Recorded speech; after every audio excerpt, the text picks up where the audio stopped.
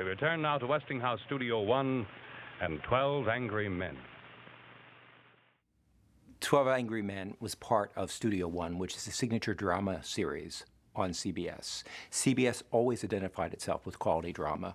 They hired a really well-known producer, Worthington Minor. His task was to create a series that would really be the hallmark of fine drama for CBS. So Minor is doing all these technical developments, trying to experiment to see how theater would work on television, so that Studio One becomes the outgrowth of all his experiments. And it was that series where CBS would try to create a dramatic experience for the home viewer. Well, I just think he's guilty. I thought it was obvious. And it's really 1948 when television is able to find sponsorship, especially for dramatic series, that it really takes off and people begin to become regular viewers of television. And the growth of television in the 50s is amazing. In the beginning of the decade, 9% of the populace has television. By the end of the decade, 90%. So you can see that there's a tremendous increase of people buying sets. And one of the main reasons for people buying sets was this development of live drama. Everyone talked about it. Talk, talk, talk. You ever hear so much talk about nothing? Well, I guess they're entitled. There are a series of great scripts that sort of changed the course of live drama. Certainly in 1953, Marty does that. 54 belongs to Reginald Rose, and that's his script for 12 Angry Men and other dramas he did in 54. 55 then is Rod Serling, and he does this script called Patterns, which deals with the business ethos in America.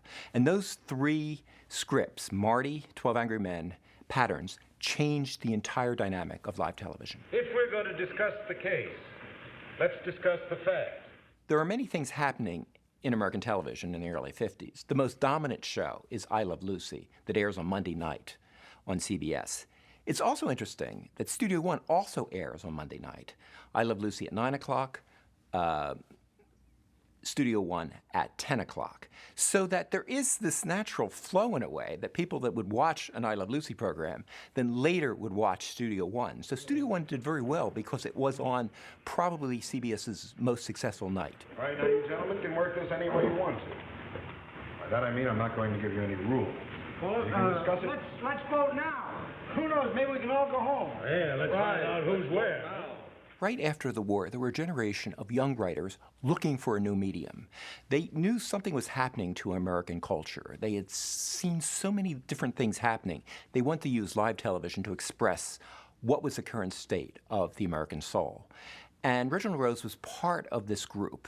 It's funny, they're all connected in many ways. They all had served in the military in some way. Reggie Rose served for 4 years. And they're all doing sort of odd jobs that they're not satisfied with.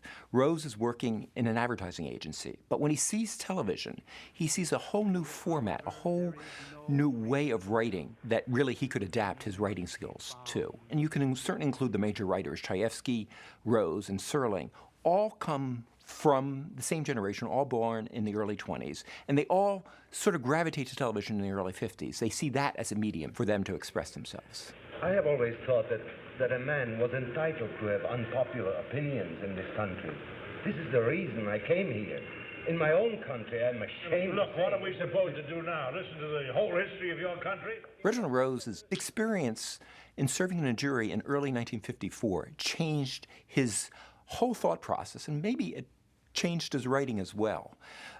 He served on the jury. He had never been in a courtroom, never been in a jury room, and the experience of being with a group of men and hearing them debate this one case really changed Reginald Rose's philosophy of life and then obviously of his art. This is a remarkable thing about democracy, that we are, what's the word, notified.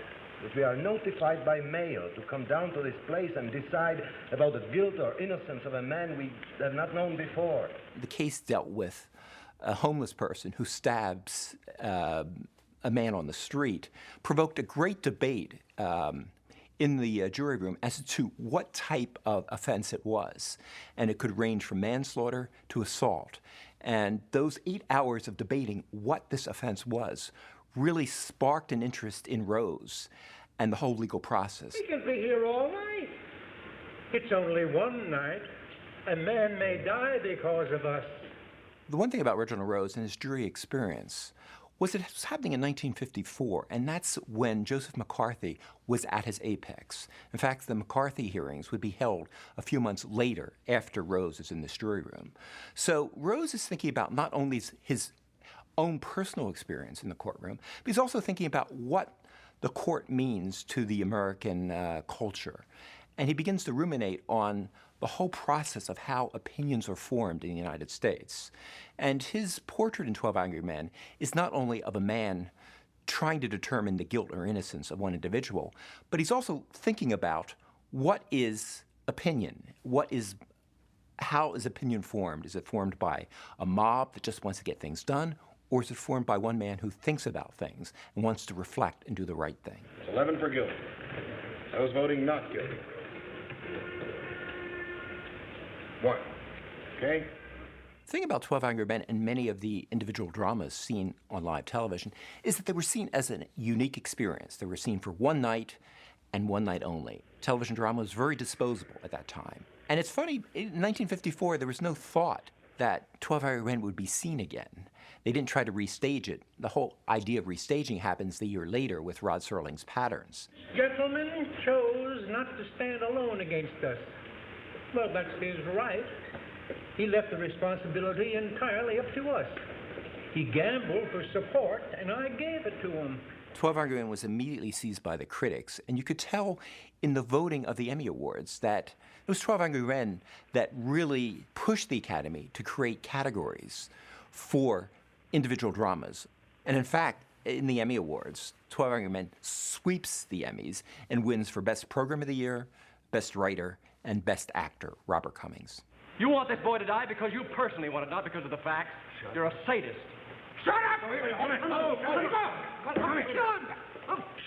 You don't actually mean that you'll kill me, do you? When you look at 12 Angry Men now, a lot of the actors probably won't be familiar, but they were certainly familiar for audiences in the early 50s. 2 actors who have been in film and in theater, juror number 3, Franchette Tone, who's on a lot of live television, and then a very distinguished actor, Walter Abel, who's juror number 4. These are veteran character actors that the audiences know and probably tuned in to see.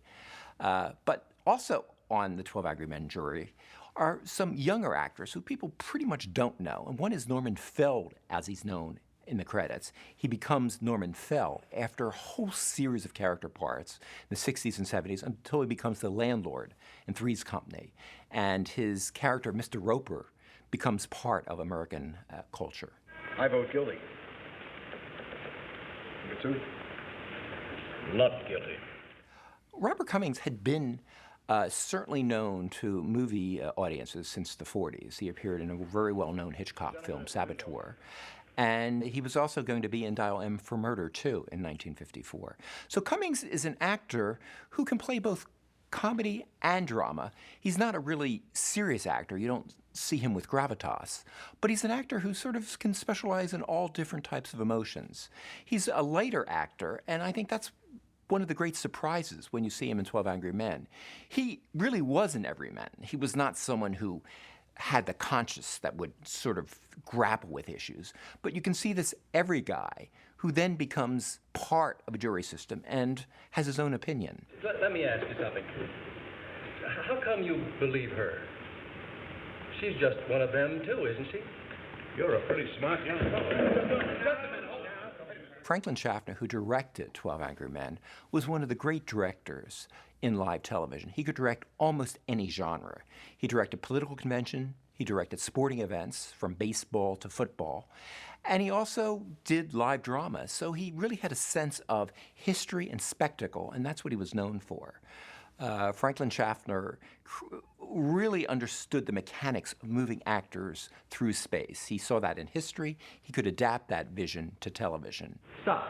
What's the time? Just a second. So it's 20, exactly 28 seconds. 28 seconds. Listen, it's my guess that the old man was trying to get to the front door. He heard someone rushing down these stairs, and he assumed that it was the boy. Generally, they had several weeks rehearsal, but then once the show went on, for 12 Angry Men, 10 o'clock on a Monday night, it was as if you were seeing theater, but with the mechanics of cutting in film, going from close-up to long shot.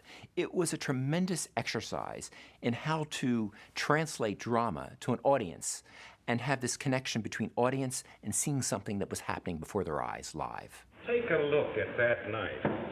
That's a very strange knife. Aren't you trying to make us accept a pretty incredible piece of coincidence? The feature film of 12 Angry Men took 21 days to shoot. There were, I think, 365 shots in that film. The television version of 12 Angry Men took 1 hour to produce. It was done live, and Schaffner had thought out all of the blocking, all of the staging, and did it live that evening. It's interesting, in 1962, Franklin Schaffner directs the tour of the White House with Jacqueline Kennedy. He wins a Peabody Award. He wins an Emmy Award for that. But it's very much, in a way, like 12 Angry Men. He is directing Mrs. Kennedy through the White House, and he really has a great sense of people and space. And I think that's one of the great attributes of Franklin Schaffner, understanding historical events and really giving a drama to them. Why do you vote not guilty? Because I don't think he's guilty. I want another vote now. Franklin Schaffner does a lot of television for 14 years or so. He's working with CBS in all different genres. But then he becomes a very successful director of feature films, like other directors of live television, John Frankenheimer, Delbert Mann, Robert Mulligan. Schaffner goes into film and sort of brings his vision of the spectacle to feature film. His great film is Patton, which wins an Academy Award for Schaffner for directing that great, legendary American hero. Well, does anybody still say that there's not at least a reasonable doubt? No. The television version of 12 Angry Men is so succinct that although most of the jury members are types, you really get a sense of how opinions are formed. And in 52 minutes, it really has a dramatic sweep that is so unusual in live television. You see 12 men in a room and just the changing landscape of how opinions are formed. And at the very end, it's also very ambiguous. You're not quite sure what decision this jury has made. When you see juror number 8, Robert Cummings, talking to juror number 3, Franchot Tone, you're not quite sure if he's going to go with the group or be the lone wolf and decide that this will be a mistrial. And I think that's one of the great things about the television version of 12 Angry Men. It's this ambiguity that you're not sure after spending an hour with this group of men how everything is concluded. That is very different in television. For the most part, television wraps everything up in an hour. Reginald Rose has a very complex mind and could not wrap things up. And the one thing I like about 12 Angry Men, the television version, is then you go back to the judge's instructions to the jury. You don't see anyone in the jury trial, but you hear those instructions again. And it makes you think, how would I decide this case? And I think that's what Rose wanted. You saw these 12 men. Now he's throwing it back to the audience. You make your decision. Murder in the first degree, premeditated homicide, is the most serious charge tried in our criminal courts. You've heard a long and complex case, gentlemen, and it is now your duty to sit down to try and separate the facts from the fancy. One man is dead. The life of another is in your hands.